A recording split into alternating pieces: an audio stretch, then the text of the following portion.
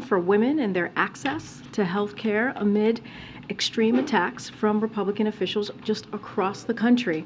So she has a hard time out, right? You have to get out of here because she does have to meet with the president of the Oval Office in a few minutes. But she wanted to speak with all of you and take some questions. And Jen, what is yours? I'll take that question. Good morning. Later today, President Biden is hosting an event in honor of the 30th anniversary of the Family and Medical Leave Act. He will be joined by Vice President Harris and several members of his cabinet, and will welcome President Bill Clinton back to the White House to celebrate the first bill that President Clinton signed in office. The Family and Medical Leave Act came about after years of work by advocates and members of Congress, including support by President Biden as a senator, and from an historic number of women trailblazers in Congress, some of whom will join the president at the White House today. This event is a moment to recognize the difference that the Family and Medical Leave Act has made and continues to make for millions of Americans. But it's also a moment to recognize the work that remains to be done to support workers, including the need to pass a national paid family and medical leave law. The president will discuss recent actions the administration has taken to support women in the workplace, including through the year-end omnibus, which included the passage of the Pregnant Workers Fairness Act and the Pump for Nursing Mothers Act, as well as significant investments in child care. To give you an idea of what these wins mean for women, the Pregnant Workers Fairness Act requires employers to offer reasonable accommodations to pregnant women and new moms, basic long overdue protections like bathroom breaks and a stool to sit on. This is good for maternal health, infant health, and it's also good for the economic security of women and their families, ensuring that they're not pushed out of a job and instead can stay in the workforce and continue supporting their families. It also allows workers to take time off to recover from childbirth, including many women who don't have access to parental leave. The president is also committed to continuing to support women's economic security, which is why today he issued a presidential memorandum to support federal employees' access to leave when they need to care for themselves or loved one, including during their first year of employment, and for reasons related to domestic violence, dating violence, sexual assault, or stalking. Fighting for women's economic security is a top priority, of course, but I would also like to touch on another priority, protecting access to reproductive care for women across the country amid a wave of extreme legislation at the state and national level. As a result of the Supreme Court's decision in Dobbs versus Jackson Women's Health Organization, more than 26 million women in the United States currently live in a state that has banned abortion. And while the president and the vice president stand with the majority of Americans in believing that the right to choose is fundamental, we continue to face an all-out assault by Republican officials on women's access to reproductive care. I'll just outline briefly the focus of our fight right now. First, we're fighting anti-choice legislation in Congress. Since House Republicans took office, they have proposed 3 separate national abortion bans and an additional number of bills to restrict access to reproductive care. The president and the Senate Democrats will be a firewall against this extreme legislation while continuing to call on Congress to restore the protections of Roe versus Wade as federal law. That leads me to our second focus, which is taking executive action to defend reproductive rights. As you know, the president has already issued 2 executive orders to safeguard access to reproductive health care, and on what would have been the 50th anniversary of Roe, the president took another step, issuing a presidential memorandum to further support safe access to medication abortion. These efforts are extremely critical, and especially critical in the face of Republican officials denying the science, threatening pharmacies, and fighting access to safe FDA-approved medication. And I'll remind you that medication abortion accounts for more than half of all abortions in the United States. We're also working closely with state leaders who are fighting to defend reproductive rights, those on the front lines of addressing the more than 100 anti-choice bills that have already been filed for the 2023 legislative session. And we're supporting state leaders in taking proactive action, again, as well to protect access to abortion. This week, Minnesota Governor Tim Walz signed the PRO Act, making Minnesota the first state in 2023 to pass legislation codifying the protections of Roe. So there's a lot of work to be done to ensure women everywhere in this country are treated with the dignity and respect they deserve, but the president remains committed to fighting for gender equality and gender equity, and I really look forward to taking your questions. Thank you so much, Jen. Thank you. There's a white jacket. Hi.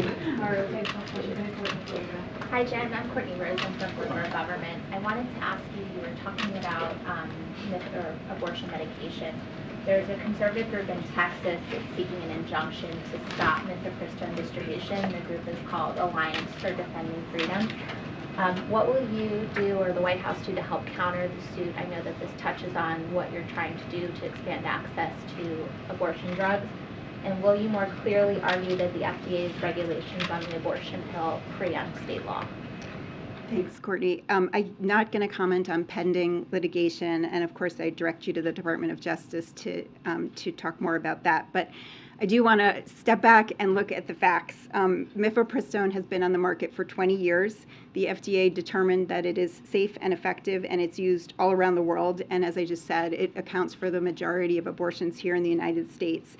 Lawsuits and other extreme measures that have been announced by state officials, including threats to the litigation you just referred to, threats to pharmacies, are about coming after the right to access care and FDA-approved medication. And that's why we are going to remain committed to protecting legal access to medication abortion within the limits of the law. And that's why the president has already taken several steps to do that and reaffirmed this in his most recent presidential memorandum on medication abortion. Talking about supporting state-level leaders in working against legislation that restricts abortion. Can you be more specific about what that means, how you're supporting them? We've met regularly, and the Vice President has met with hundreds of state legislators over the course of the last months, really since the Dobbs decision came down, to help them, bring them together so that they can share information about both how to pass proactive state legislation to protect reproductive rights and also to fight back defensively against the extreme legislation that they're seeing in states. And so you've already seen a number of states pass helpful legislation, and as I just mentioned, the fight goes on because there are 100 bills already filed in the 2023 legislative session that are anti-choice, and so we will continue to work with state legislators, governors, mayors, and state attorneys general to help them in that fight. Thank you. Thank you for being here today. Really quickly, there are Democrats that are calling on the president to include a paid leave proposal in the upcoming budget. Can you kind of talk about that? I can't talk about what's in the president's budget, but what I can note is that he included a paid family and medical leave proposal in both his FY22 and FY23 budgets, and he has been quite clear and talked about this in the campaign and prior to that about his support for paid family and medical leave. Thank you. As you just noted, the president has pushed for this before. Other administrations have been through this before. Why do you think now is different? Now is the time to renew this push, especially when we've seen this falling short before? Well, I think, we've seen, and I just noted a few really pretty major legislative wins with bipartisan support. The Pregnant Workers Fairness Act has been introduced for 10 years and finally passed with, as I said, strong bipartisan support. And I think that, the lesson there is that you keep fighting for the things that are good for families, working families, and by the way, good for the economy, which is very much true of paid family leave and the president's entire care agenda, which also includes, of course, child care and elder care. Yeah, are you satisfied, I'm wondering, with the Supreme Court's investigation that concluded over the leaking of the Dobbs decision? There's been some criticism that Michael Chertoff advised it, and then also that the justices themselves weren't under oath and got to sort of be part of the process. I could take that once you're done. Okay. Yeah, I'll come back to that. Anybody else? Oh, go ahead. Jen, I wondered, have you seen any movement from more moderate Republicans on reproductive rights? You were mentioning that there's been bipartisan support for some of these other pieces of legislation when it comes to families. I just wondered on the issue of reproductive rights, like where are you guys with trying to move more moderate Republicans? Well, the president has been really clear that the only way to replace a fundamental constitutional right that has been taken away, which is what the Supreme Court did in the Dobbs decision, is to pass federal legislation codifying the protections that existed under Roe. And he will, and we will, and the vice president will continue to work to do that with anybody who is willing to work with us on that. I will note that, we have heard and seen, quite publicly some Republicans trying to moderate their view, but I think it's really important to look at their voting record. Many who are talking about protecting women's access to health care are actually voting quite differently. They voted for bills that ban or severely restrict abortion. They've actually co-sponsored legislation to ban abortion. And, this summer, a number of them did not vote for the Right to Contraception Act, which would both protect and expand the right to contraception. Last question in the back. I was just wondering, the HHS secretary brought up the prospect of an emergency on abortion again earlier this week. He sort of said that an evaluation was still underway. Do you have any insight of that from the White House's perspective? Yes, we have said before, and I will continue to say that no option is off the table that will expand access to reproductive health care. But at this point, we don't believe that declaring a public health emergency would provide meaningful new resources in this fight. Thank you so much, Jen. Appreciate it. Thank you for your time. Thank you. All right. I just have a couple things at the top, and then we'll get to it. Okay. So as you know, last week, President Biden told Tyree Nichols' family that he would continue pushing Congress to send the George Floyd Justice in Policing Act to his desk. To that end, the president will host some members of the Congressional Black Caucus at the White House later today to discuss shared priorities, including the path forward to police reform in Congress, and the vice president will also be in attendance. This is an issue that is deeply important to the president and one that he has long partnered with members of the Congressional Black Caucus on. Members of the Congressional Black Caucus were critical partners in advancing the George Floyd Justice and Policing Act last session. And when Senate Republicans blocked the legislation from reaching the president's desk, the president worked with members of the Congressional Black Caucus to take sweeping executive action to set the gold standard for effective, accountable policing at the federal level. Today's Oval Office meeting will provide an opportunity to discuss the important reforms that have already been implemented because the president acted when Congress could not or would not. Reforms like banning chokeholds, significantly restricting no-knock warrants, and requiring the use of body cams at the federal level, and immediate changes like prohibiting the transfer of military-grade firearms, grenade launchers, and other military equipment to law enforcement agencies.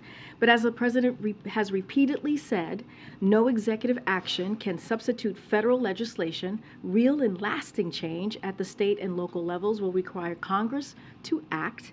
It will require Republicans in Congress to stop getting in the way of ensuring our justice system lives up to its name. The president will continue to do everything in his power to fight for police reform in Congress, and he looks forward to meeting with members of the Congressional Black Caucus today on the path forward.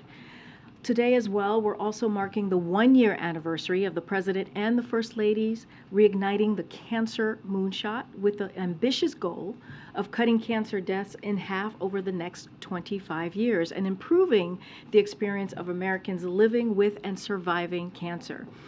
In the past year, the Cancer Moonshot has announced over 25 new programs, policies, and resources to help close the screening gap, support patients and caregivers, advance cutting-edge research, and so much more. And today, the Moonshot announced new actions that will build on this strong foundation, including a first-of-its-kind program to connect kids fighting cancer and their families with the patient navigation support they need. This issue is deeply personal for so many Americans, including the President and the First Lady. The First Lady has been a tireless champion of the cancer moonshot, traveling the country and the world to hear from cancer patients and their families, as well as those who support them, focusing on the importance of early detection and improving the experience of patients, families, and caregivers. In fact, she'll be in San Diego tomorrow to visit a community health center that's receiving moonshot funding to increase cancer screenings in underserved communities. Thanks to the work of the moonshot, the federal government has never been more committed to ending cancer as we know it. Finally, I wanted to say a few words about an incredible colleague that I have had the pleasure of working with, who will soon be leaving the White House. For over 2 years, Brian Deese has served as the director of the National Economic Council and as one of the president's most trusted advisors. Brian has helped shape and pass the most significant economic agenda in generations: the American Rescue Plan, which brought our economy back from the brink; the bipartisan infrastructure law, the most significant investment in our nation's infrastructure in generations; the CHIPS and Science Act, which ensures we make more high-end technology here at home so we can outcompete the world; and the Inflation Reduction Act, which is giving millions of families a little bit of a breathing room, investing in clean energy manufacturing and addressing the climate crisis. Brian has helped steer the president's economic vision into reality by helping families get back to work, businesses reopen, and bring prices under control. He has been an effective leader in President Biden's efforts to rebuild our economy so no one is left behind. Part of Brian's success has been the incredible team that he built at NEC. His strong team is the most diverse NEC in history, 60% women and 50% people of color. He has a way of translating very complex economic information. As you all know, he's been in this briefing room many times in front of all of you, taking your questions, and he has been able to translate that into language all of us can understand. And I would say, we will miss Brian very much. We miss his kindness, his intelligence, and just, again, just being an amazing colleague.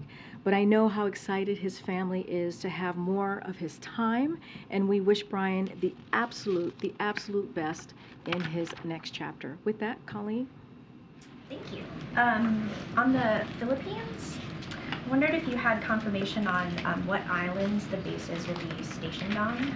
And then, I'm sorry. No, go ahead. I'm so sorry. You should finish your question. And then is there a concern that the expanded military presence could further provoke China? So on the specifics of the location, I would refer you to the Department of Defense. I would refer you to my colleagues there. And look, the way that I would see this is as a very important alliance and a partnership with the Philippines, as you ask about China. But that's the way that we perceive this and how we're moving forward as an important partnership and, again, an alliance that we have with the Philippines. And then on the meeting with McCarthy yesterday, I wondered if you could elaborate a little bit on what continuing the conversation looks like.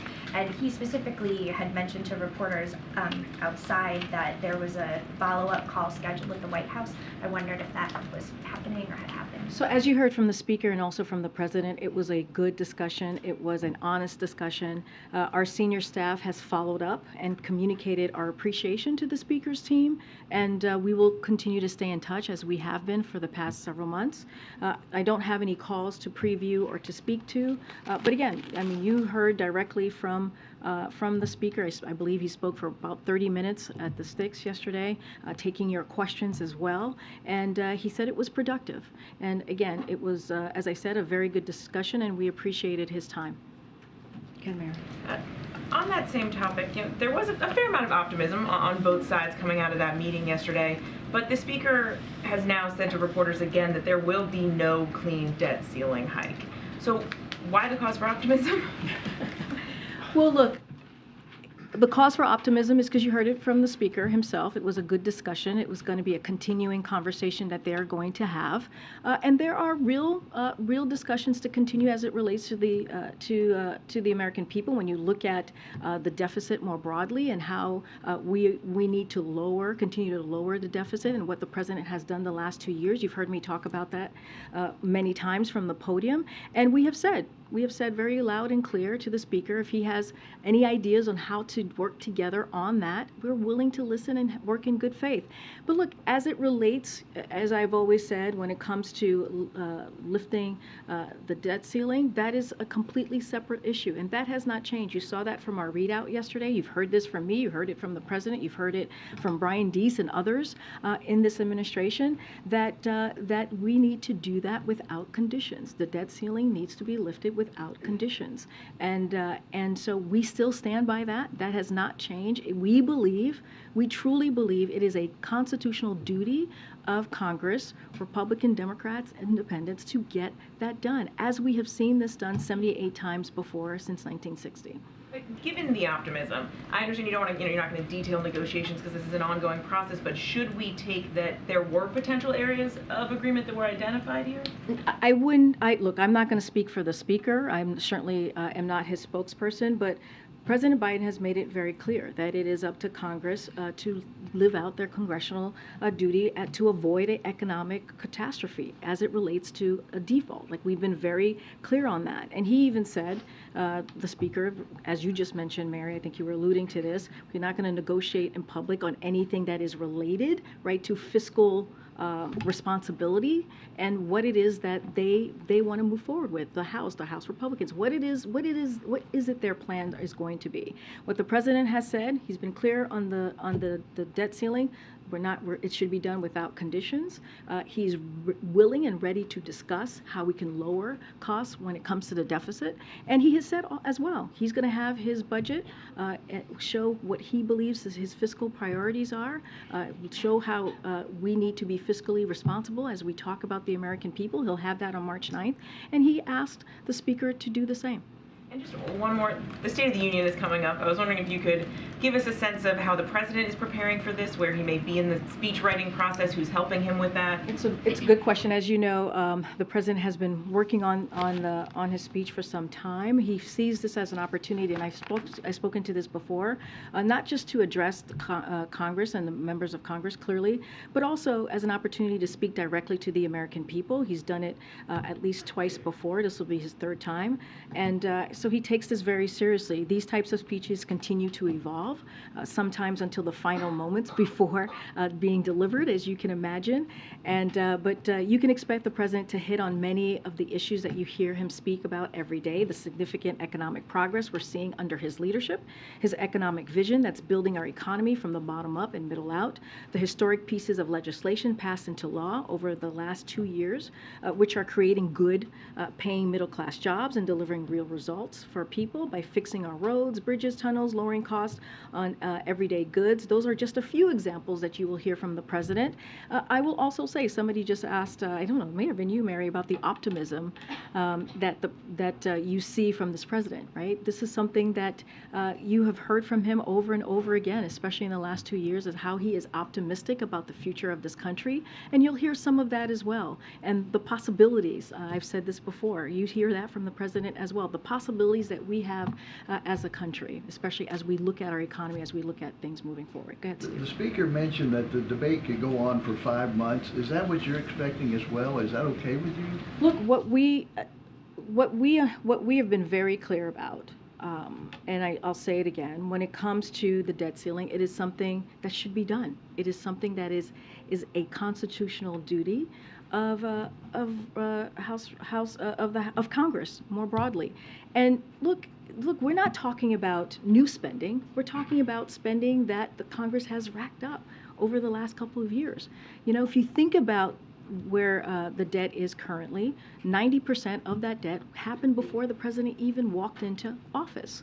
So it is something that they should get done. And they voted on this when it comes to lifting the debt ceilings 3 times in the last administration. So we don't see any negotiation here. We don't see anything that needs to be discussed. We see this as a duty that they have to get this done. Again, when it comes to lowering the deficit, when it comes to actually coming up with real policies to do that, and you've seen the president do that the last 2 years, $1.7 trillion in lowering the deficit. And you see that even with the Inflation Reduction Act, which is going to lower the deficit by $200 billion. So this is something that the president takes very seriously, and those are the conversations. That's the conversation that he's willing to have, and he wants to see what their plan is going to look like. Separately, Secretary Blinken is leaving soon for talks in China. Is he going to meet with President Xi, and what is President Biden hoping to get out of this? I believe the State Department has yet to announce any travel. Certainly, I'm not going to get ahead of the State Department from here, so I would refer you to them. Okay. On police reform, the president's obviously hosting that meeting with members of the CBC today. Today, he said that justice is long overdue relating to the death of Tyree Nichols. Looking at the State of the Union, how much of an emphasis will President Biden be placing on police reform specifically in that speech, and what kind of requests might he No, it's a good question. I'm not going to get ahead of the president's speech. I want to be very careful on doing that. As I just mentioned, it's constantly being reworked, and it will be till the very last moment. But as I said from the top, it is a deeply important issue for this president. Again, when Congress could not act or would not act because Republicans got in the way of getting a really important critical piece of legislation, the George Floyd Justice in Policing Act, he stepped in. And what he put forward in the executive actions, clearly on the federal level, dealing with federal agencies, was something that had never been done by any other president. So that shows his commitment. And him today, he's sitting down and having a conversation with the Congressional Black Caucus and continuing efforts on how we deal with this issue, how we really truly get to a transformational change with police reform, I think also shows his commitment. And so that's going to occur later today. As you all know, there'll be a pool spray at the top, and you guys will experience the president coming together with the Congressional Black Caucus, members of the Congressional Black Caucus, to have that conversation. But certainly I'm not going to get ahead of what specifics will be in the president. Again, I'm not going to get ahead of the president on what he's going to specifically talk about. I laid out the economic, what he has laid out for his economic policy in the last 2 years, and he will certainly talk about that. I talked about the optimism that he has for this country. I'm just not going to go into details about any specific pieces of legislation that he'll discuss or issues that he'll discuss. And then on Ukraine, officials in recent days have been warning about this increase in offensive that they're expecting from Russia.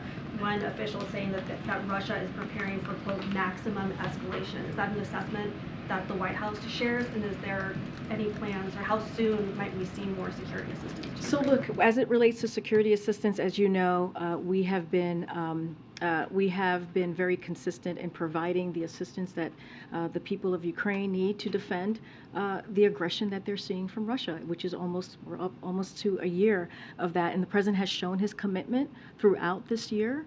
He's shown his commitment, as you've seen, when President Zelensky was here most recently and many times before, in bringing together NATO, bringing together the West to really have that strong partnership with our partners and allies to really help Ukraine in every way that we can. Look, we're seeing what's happening. You all are reporting on it very courageously in what's happening in Ukraine, and we are going to continue to help Ukraine in any way that we can. They are assessing what's going on in the battlefields clearly, and we are talking to them on a regular basis to see what else that we can do to help. As far as security assistance, I don't have anything further to read out. And again, we are going to stand by the Ukrainian people for as long as it takes. Thank you. Following up on the police executive order, one part of that was building a law enforcement accountability database 240 days after the signing of that executive order. We're past that deadline now. What's the status of that database? It was cited often by the administration as an example of its reform efforts. So would have to go back to the team to get you a number to see exactly where we are with that database. Don't have that number in front of me, pardon me. But look, I do want to say that in putting together that executive order, the president and his team worked with and spoke with, had months and months of engagement with many folks in the communities. When you think about the civil rights organizations, organization. You think about the families who had lost an individual, a loved one, to the hands of police. And also law enforcement also came in and gave us advice and thoughts on what should be put in the executive order. And if you go back, Zolan, I'm sure you have, you'll see quotes from many of those different groups who said how important this executive order was to move things forward. Remember, this is a record historic peace executive order that we have not seen from any other president before, but I can go back and talk to the team. On the database, though, Yeah. is it that we don't know how far we are in terms of building it, or is it not yet what I'm saying to you is I just have to go back to the team to answer this in a way that answers any questions that you may have on the database. I don't have that information in front of me. I'm wondering also, just in terms of the meeting with Speaker McCarthy as well, he said that they are not touching Medicare or Social Security. Did he clarify what programs he would like to see spending cuts? So, look, they need to put forward a plan, and we have not seen a plan yet. What we have seen and heard, and you all, again, have reported on this, I've gone through this many times before from here, is what his House Republican Conference has been saying, that they want to cut Medicare, that they want to cut Social Security. They've been very clear on that. We've seen stories after stories, and we've heard directly from many members of the House Conference, Republican Conference, to be more specific there. And so that's what we've heard. I know that Speaker Pelosi has said that on TV most recently. But again, what we are asking for is, what's their plan? What is their plan that they're going to put forward? The president's going to put forward his fiscal plan, his budget on March 9th, that's going to lay out for the American people how he sees the fiscal year 2024 and how he sees delivering for the American people. So we want to see what they are going to put forward. Thank you, Karine. Few one. Do you have any idea if the president signed off or waited at all on the release of the Guantanamo Bay detainee, Majid Khan, and should we be anticipating the release of any others soon? So on that piece, I can let you know and confirm that that today we transferred Mr. Khan to Belize after he finished serving his sentence at Guantanamo Bay Detention Facility. Khan had entered a plea agreement in 2012 in which he pledged to cooperate with the U.S. government, and since that time he has honored his cooperation commitment. I can say more broadly as it relates to the Guantanamo Bay and the president's position on that, it remains dedicated, we remain dedicated to a deliberate and thorough process focused on responsibly reducing the detainee population at Guantanamo Bay and ultimately closing the facility. That is still where we stand. The Department of State is seeking to identify suitable onward transfer countries and negotiate transfer arrangements, including appropriate security and humane treatment assurances for the remaining eligible detainees. I know there's been reports on more detainees being transported, just don't have anything to share there. This weekend, the Democratic National Committee is voting to approve a new calendar for the 2024 primaries and caucuses. It's going to put South Carolina first, followed, if they have their way, with Nevada, New Hampshire going second, Georgia and Michigan after that. I know you cannot specifically discuss politics because of the Hatch Act, or at least that's what you probably tell us. But I'm curious if the president himself will ever speak publicly about his calls and the letter he sent to the DNC saying that this should happen. I will say this, it's not what I say, it's the rule of law. No, and I just want to be clear, you kind of just threw it out there as if it's a personal decision here. No. It is the rule of law, and we believe the rule of law here, we follow it. I have not had that conversation with the president. I'm going to be, very honest with you. I've not talked to him about 2024. Is that something that we can do from here? And I'm sure you will hear a lot more from the president, moving forward. But I just... And you think that's part of what he's planning to talk about tomorrow when he's in Philly? So tomorrow, tomorrow is an important moment for the president to be in Philadelphia. As you know, the vice president will be there with him as well, he will send out a note, obviously this afternoon, with additional information, which, as we normally do when it comes to events and when he travels, certainly outside of D.C. what I can say now is that tomorrow the president will highlight progress on water infrastructure, because there's that official component, and replacing lead pipes thanks to the bipartisan infrastructure law. And this trip is a continuation of our emphasis on implementation. And this week alone, we did, as you know, we went to Baltimore, we went to New York City, and talked about the funding to replace a Civil War era bridge. And in New York, we announced the funding to kickstart the early phase of the Hudson Tunnel project. So I'll stay there on the official pieces. On anything that's related to the DNC components, I would refer you to the DNC. Okay, Tam. Yeah, thank you. On policing, Karen Bass and Val Demings were two of the lead House advocates for the George Floyd bill. They are both no longer in the House. So who does the White House see as your best partners in the House on that legislation? And also, are there Republicans who the White House has reached out to or otherwise sees as potential partners in the House, to make the numbers work? So as you know, there were some Republicans in the Senate that were incredibly helpful or tried to be helpful in the last session as it relates to the George Floyd Injustice in Policing Act. So I would refer to them and see where they are this time around as far as it relates to the Republicans. I can tell you for this meeting, I can give you the list of attendees who will be here, and so clearly they are certainly involved in this process, this next stage of legislation process. Representative Harsford, obviously the chair, is going to be here. Representative Clyburn, Representative Neguse, Representative Jackson Lee. We have Senator Booker, who played a very big role. And as you know, I think you guys all heard the Vice President mention yesterday in the early stages of the bill, she was involved, and she'll be in the room as well. And we will also have Reverend Warnock, who will be in the meeting as well. So I would figure that those folks are certainly going to be very involved in this process as well.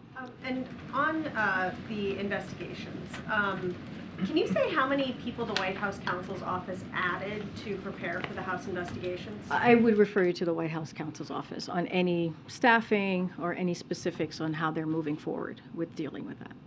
Okay. Go ahead, Nadia. Thank you. Two questions on foreign policy. The President just met with the King of Jordan.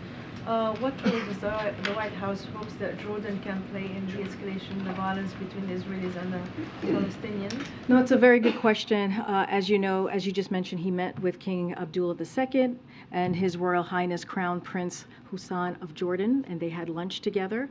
They will reaffirm the close, enduring nature of the friendship between the United States and Jordan. And the President will thank His Majesty for his close partnership and the role he and Jordan play as a force for stability in the region, in the Middle East. They will also discuss their vision for the region, and that highlights the importance of cooperation and integration, as well as capitalizing on opportunities for economic prosperity and also stability. The President will thank His Majesty for the critical role Jordan plays in diffusing tensions in Jerusalem, and will underscore the need to preserve the historic status quo at the Haram al-Sharif Temple Mount. And they will also address the global impact of Russia's brutal war on Ukraine as well. Also, we saw today the visit of the Israeli Foreign Minister to Sudan.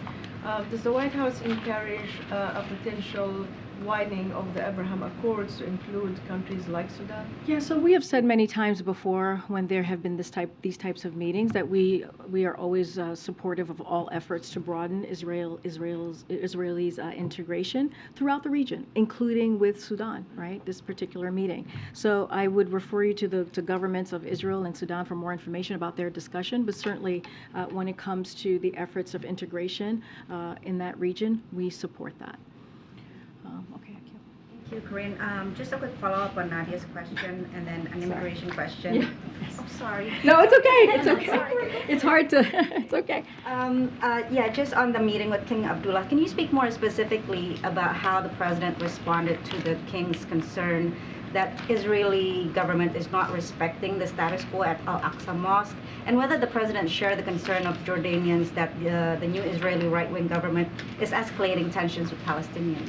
So look, we've been very clear about this. I know I've gotten many questions about the Israeli government, and look, we have gotten assurances from the Prime Minister that when it comes to specifics, policies, when it comes to how what is decided, the policy of the government, that he has repeatedly emphasized that he will set the policy for his government. Right? This is something that he's been very clear on. And I do want to also add that, as you know, Secretary Blinken was just in the region. He met with the Israeli and the Palestinian leaders. This is clearly something that we take very seriously of what's occurring in the region. We have mentioned that the president spoke with the prime minister on Friday, and Jake Sullivan, the national security advisor, also spoke to his counterparts on that day. And we had the vice president speak with the president of Israel. And so this is something that we have been very involved and very engaged, and will continue to do so. Just really quickly on the meeting, is there any reason why it was completely closed to press? There was no spray, and can you speak about why the Crown Prince was also invited? So look, I'll say this. I just laid out why we think what was going to be in the conversation, how we saw the conversation moving forward. Look, it's a private lunch between two leaders, which we have done before. It's not unusual, and sometimes some of the meetings will have a press component, some of them won't, and this one happens to be a private meeting between the two. I would leave it to the King and the Crown Prince to speak to why they came to the U.S. One question on immigration. Can we get your reaction to Texas governor's appointing a special advisor on border matters because of what he says is the administration's refusal to secure the border? Well, look, I'm not going to look. He's going to take whatever action he's going to take. We're not about political stunts. We're about dealing with a real issue and taking action. And that's what you've seen from this president these last 2 years. That's what you've seen from the president most recently, announcing border measures that actually has made a difference, that has had an impact as you look at the parolee program. That is what we're going to do. The president walked in on day one, put forth a immigration reform, and is asking Republicans, instead of doing political stunts, to come and help him deal with an issue. But in lieu of that, he's taken actions, and we're seeing the impact. Okay, Peter, you're about to jump out of your seat there. No. You're making me nervous. I was like, let me call on Peter before. My legs were falling asleep.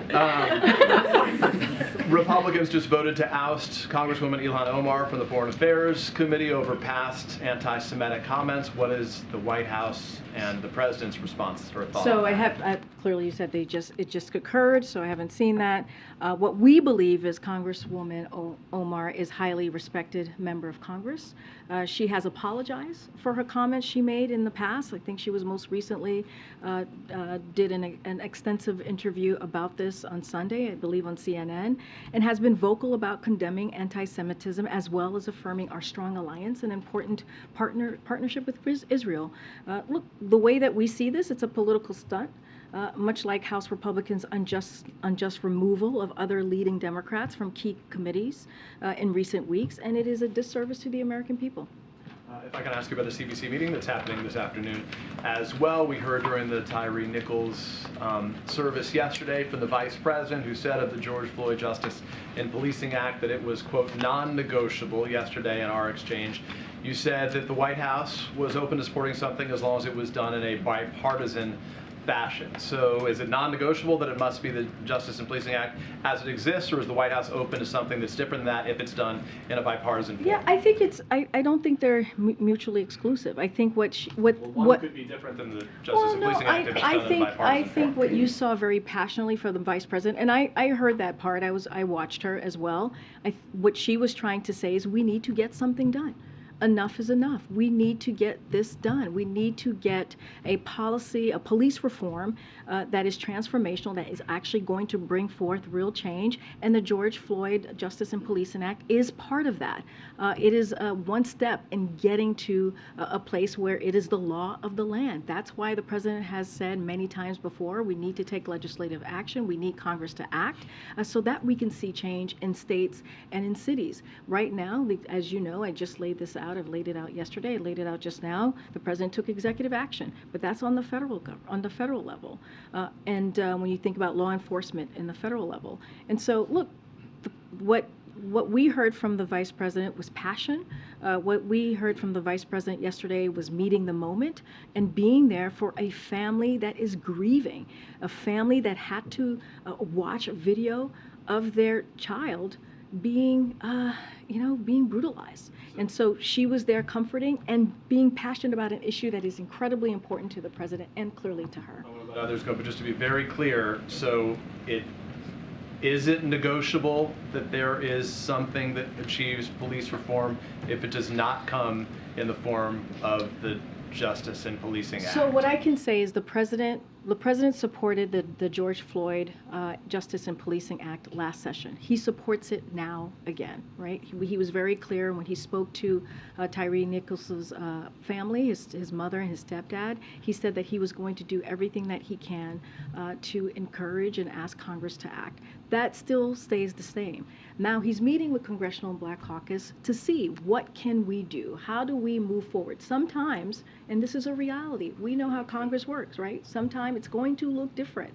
And so that is okay, right, if it's going to look different. But what we know that has been introduced in the past, that is clearly available to us, is the George Floyd and Justice and Policing Act. So of course we're going to continue to call for that. But, there is going to be conversations, and we'll see where those conversations go. Go ahead, Sabrina. Thank you, Karine. A follow-up to Peter's question. Given the realities of the Republican-controlled House, is the President open to a proposal on police reform that would not include qualified immunity just to get something done, or is that a red line for him? I'm not going to get into a conversation that's just about to happen in a couple of hours and where we're going to potentially, and that's going to be a beginning probably of multiple conversations. I'm not going to sit here and say what's a red line, or stand here clearly and say what's a red line and what we won't or won't do. I want to be very careful there. But what I'm saying is the President is committed to working with Congress for Congress to act so it can become the law of the land. And we don't have to continue to see communities, especially as we know, disproportionately, sadly, brown and black communities across the country being affected by this issue. Again, that's why the President took executive action when to be very frank, when Republicans refused to act the last session. I believe you said yesterday that you would check with NSC on the question of whether athletes from Russia and Belarus should be allowed to compete at the Olympic Games in Paris. This is, of course, drawing a lot of attention at this time. Do you have any updates on the administration? I do. I checked in with NSC, and I have a robust update for you. So, as you know, the United States has rallied the world to support the people of Ukraine, as I just laid out moments ago, and we have worked to hold Russia accountable for the brutal and barbaric war their forces are waging against Ukraine. So as part of those efforts, the United States has supported suspending Russia and Belarus's sport national governing bodies from International Sports Federation, removing individuals closely aligned to the Russian and Belarusian states, including government officials, from positions of influence in international sport federations, such as boards and organizing committees, encouraging national and international sports organizations to suspend and broadcasting of sports competition into Russia and Belarus. In cases where sports organizations and event organizers, such as the International Olympic Committee, choose to permit athletes from Russia and Belarus to participate in supporting events, it should be absolutely clear that they are not representing the Russian or Belarusian states. And so that's the stance that we are providing, and the use of official state Russian Belarusian flags, emblems, and anthems should be prohibited as well. Good. And then I'll come to the back. Go ahead. Thank you, Karine. Just back on budget talks. Yesterday, McCarthy suggested that what he would like to see ultimately, if there can be an agreement, is a 2-year budget framework. What's the President's thinking on that? What I will say is the President's going to put forth his budget on March 9th. He's going to be very clear with the American people. He's going to lay out what he believes his fiscal responsibilities or priorities are for the American people. And we asked the Speaker to do the same. And until we see that, it's hard to talk about timeline, it's hard to talk about specifics, because we need to actually see on paper what they're going to move forward with. On that point, almost 50 years ago, as a senator, Joe Biden voted for a framework or a timeline that has the President proposing a budget first and then Congress disposing of that budget. Why is it the argument here that the Republicans should put forward their budget first? Isn't it the President proposes the Congress? Actually, that's not what we said. We're going to put out our budget on March 9th, and we're asking Republicans to do the same. Because here's the thing, Steve, what we keep hearing from Republicans is that they want to cut Social Security, right? Which is something that taxpayers pay into. And we believe that the president has said he's going to continue to fight for Social Security. We keep hearing that they want to cut Medicare, which is also a problem because it's going to hurt taxpayers who pay into that. We're talking about seniors. We're talking about veterans.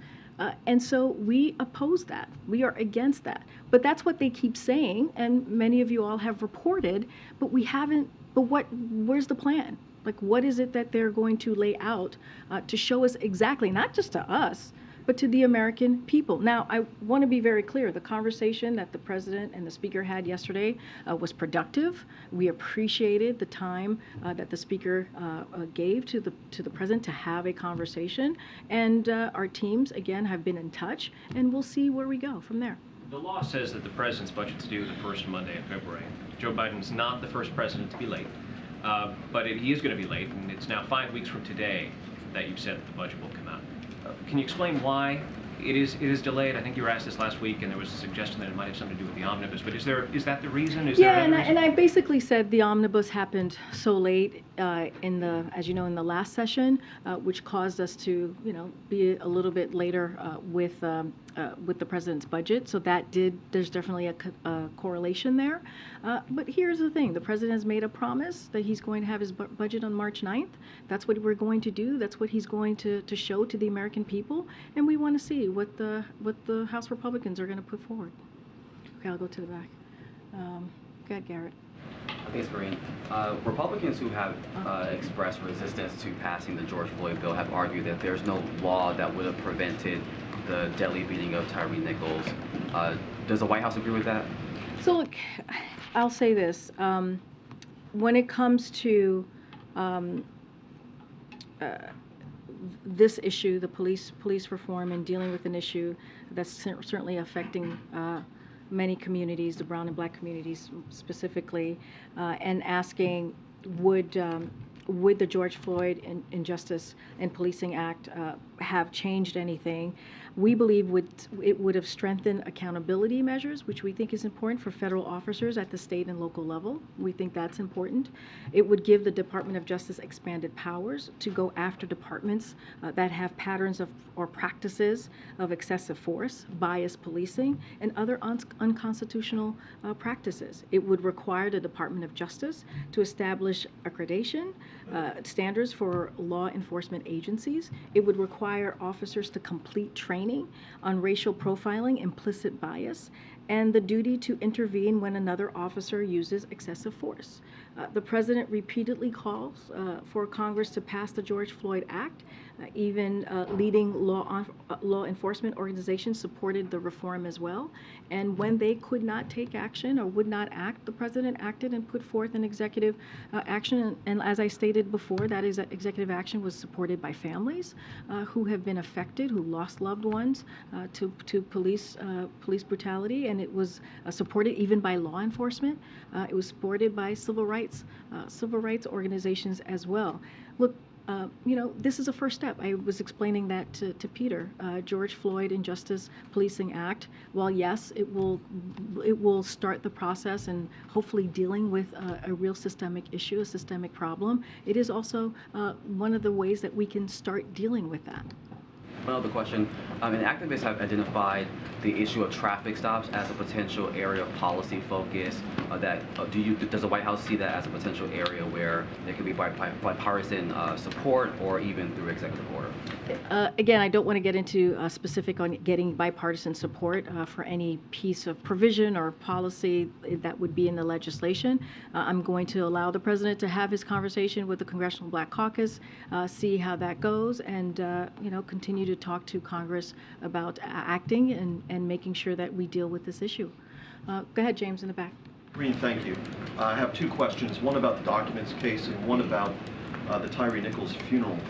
On the documents case, one of the features of the early public narrative of this episode that has kind of already taken root is the reporting to the effect that statements from this podium at different points later proved to be inaccurate. And without expecting you to delve into the details, because we all know that you cannot from the podium, I nonetheless wonder if you could simply assure us that you challenge that element of this narrative, that you are satisfied personally with the accuracy of all of the information that you've dispensed from this podium.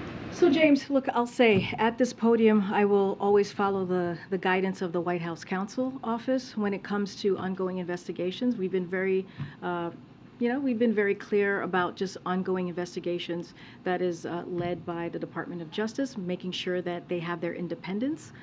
This is something that the President has talked about through the campaign and through the last 2 years. I have been consistent about that.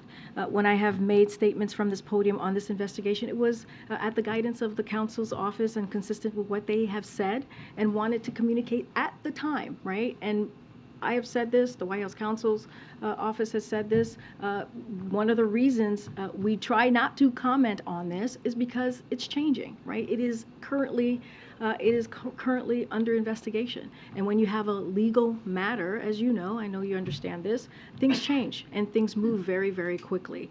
And so I've continued to provide the information that I have had at the time, and I will continue to do that.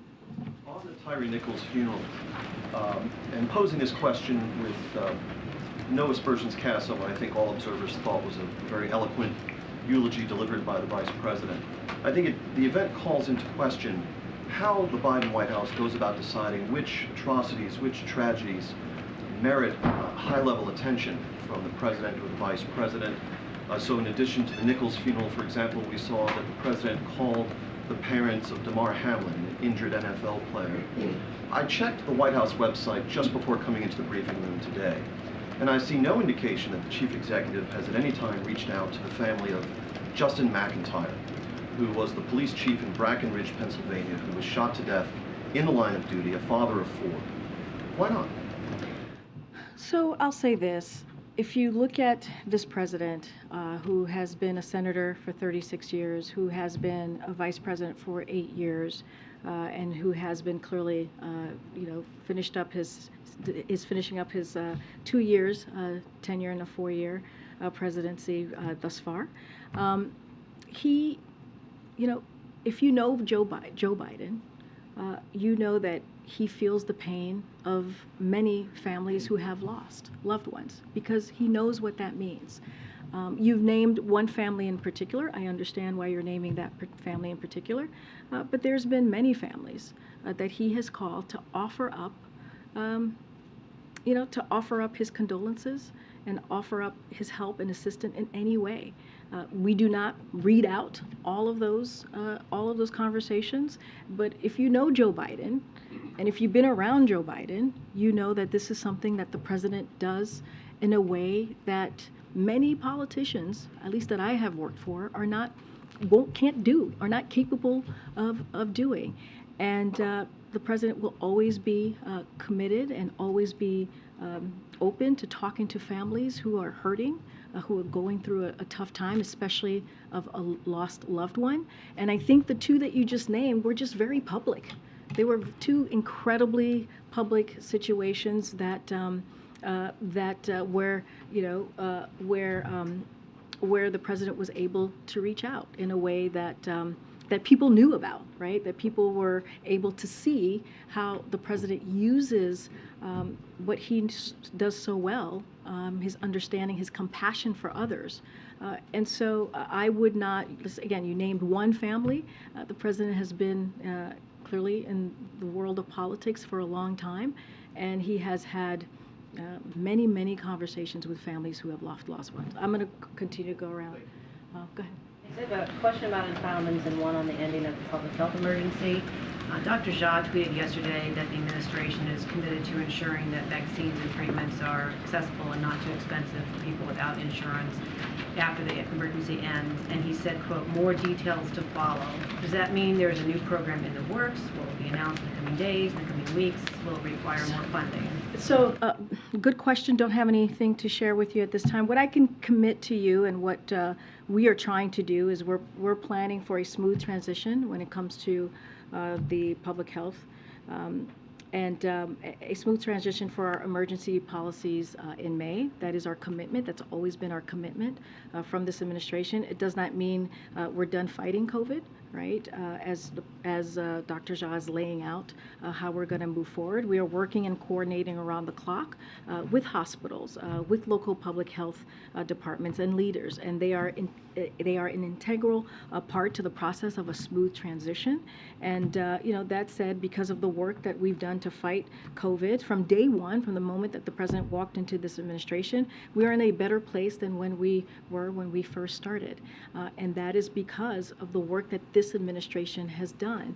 And so we'll continue to do that. It's still we're still fighting COVID, as I just laid out, and we'll have more to share. But just wanted to be very clear that it is a transition, and it's going to take some time, and we'll have the appropriate conversations. And then on entitlements, what's the president's plan for avoiding automatic benefit cuts to Social Security and Medicare if nothing is done to shore up their finances? So look, we're going to continue to ask. Not going to get into hypotheticals about what actions could be done down the road. What we're going to ask the Speaker, as we have in our letter, as we have stated many times before, we want to see what their plan is. We've heard from the House Republican Congress, but we want to get a sense of, is this what you all are going to do? Are you going to cut Medicare? Are you going to cut Social Security and keep that hostage for their, to hold it so that they don't do their constitutional duty, which is lift the debt ceiling. And so let's see what the House Republican Conference is going to do, what the House is going to do more broadly, Republicans in particular. But look, again, the President and the Speaker had a very productive conversation, and we're looking to continue to have those talks. Okay. And then the person in the back. Yeah, the person behind you. Thank you. Whoever wants to go first.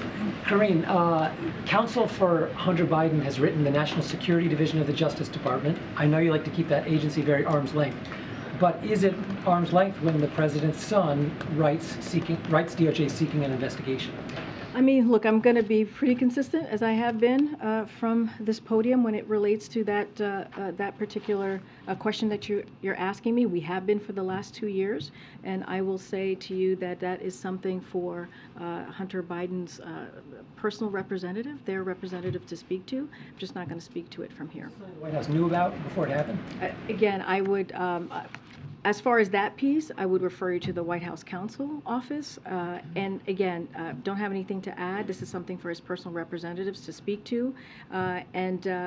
As it relates to the agencies, as you were asking me, look, this is a president, and I said this before, that believes in the independence of the Department of Justice or any enforcement investigations. And he's been very clear about that. He believes that it should not be politicized, as he has said for the past couple of years, starting in the campaign. And he believes that any investigation should be independent. So again, I would refer you to the specific agencies that's involved here. I'm just not going to comment beyond that.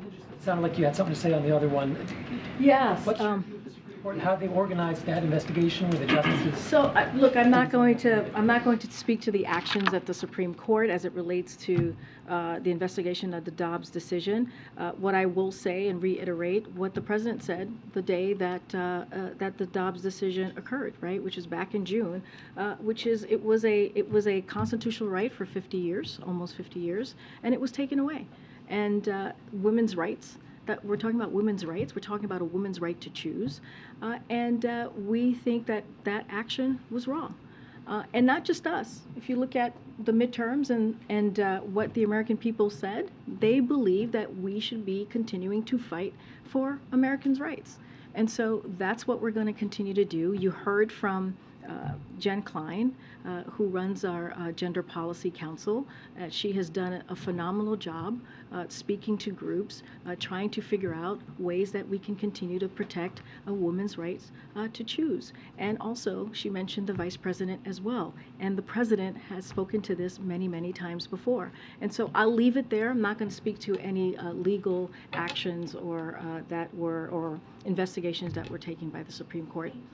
Oh, okay. I promised him I promised him a question. Go ahead. Just a logistical question for the State of the Union Day. Should we anticipate that the President will be offering a preview of his remarks and thinking to the network television anchors at lunch, or as has been the tradition on State of the Union Day? We will have more to share as we get closer to the date. I don't have anything at this time. Thanks, everybody. All right. See you guys on Friday.